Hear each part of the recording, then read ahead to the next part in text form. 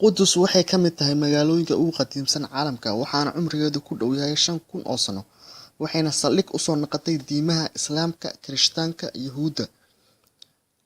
Qudus, Jerusalem, Yaabus, Capitolia, Sahayuun, Iliya, iyo Baytulmaqdis waa magacyo kala duwan oo wada tilmaamaya halkan magaalo, waxaana u soo magacaabay ummadihii kala duwanaa ee soo maray. Qudus micnaheedu yahay magaalo barakeysan, waxaana magaceeda lagu xusay kutubta Towraadka 680 jeer. Markii ugu horeysay taariikhda 2,500 oo sano miilaadiyada ka hor, magaalada Qudus waxaa degay qabiil yar reer Kancaan oo Carbeed. Miilaadiyada ka hor 1,600 oo sano, Qudus waxaa ka talinayay Masaarida uu hogaaminayo Fircoon, waxaana ugu dambeeyay Yuhuudda iyagana oo ka talinayay 73 sano. Miilaadiyada 977 sano ka hor, waxaa magaalada gacanta ku dhigay Nabi Suleymaan calayhi salaam oo ka talinayay 40 sano, waxaana ugu dambeeyay wiilkiisa gacanta ku hayay 33 sano.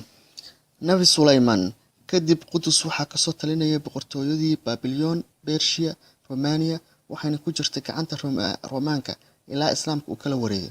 Sanadkii 621 miilaadiyada, Qudus waxay martigelisay booqashadii Nabi Maxamed sallallahu calayhi wasallam oo laga dheelmiyay Kacbada barakeysan loona dheelmiyay Masjidul Aqsa. Khilaafadii Cumar bin Khataab, magaalada Qudus waxaa loo aqoon jiray Iliya, waxaana furtay Muslimiinta oo hogaaminayay Abaa Cubayda Cumar bin Jaraax, waxaana Cumar magaceedu u bedelay Qudus.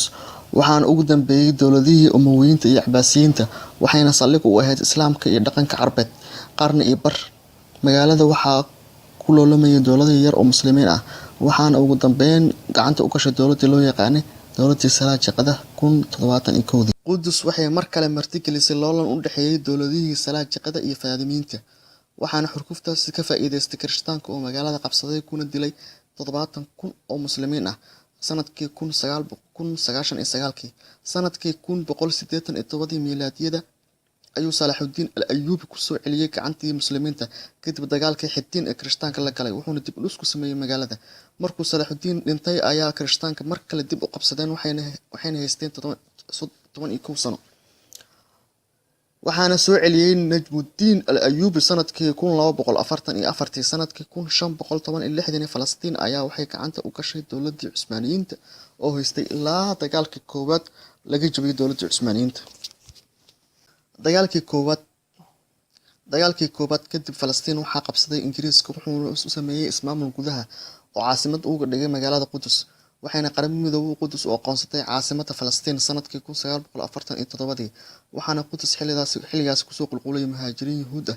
Sanadkii 1948 Ingiriisku wuxuu iclaamiyay inuu isaga baxo Falastiin oo aan lahayn ciidan iyo siyaasad dhisan, waxaana jaaniskaasi ka faa'iideystay Yuhuudda oo ku dhawaaqay dowlad cusub oo caasimadeedu tahay Qudus.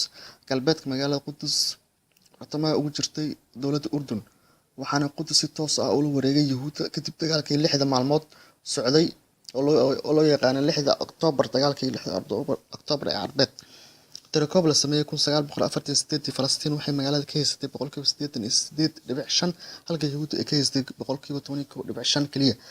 waxaana xilligaasi ka dambeeyay Yuhuudda waxayna ku sii fidayeen magaalada Qudus ilaa Mareykanka u aqoonsaday caasimadda Yuhuudda inay tahay Qudus. Qudus waa magaalo Muslimiinta ha yeeshee diimaha kala duwan, waxay u dhigan tahay magaalo barakeysan oo mudan in la hanto. Sooyaalka taariikhdu waxay ku tusaysaa inay markasta gacanta ugu jirtay qoladii markaasi gacan sareysay. Magacaabisteeda ma ahan qadiyad siyaasadeed, waa loolan diineed oo soo jireen ah. Qudus waxay gacanta Muslimiinta uga baxday qori caadadiis, waxayna kusoo laaban kartaa dariiqadaas.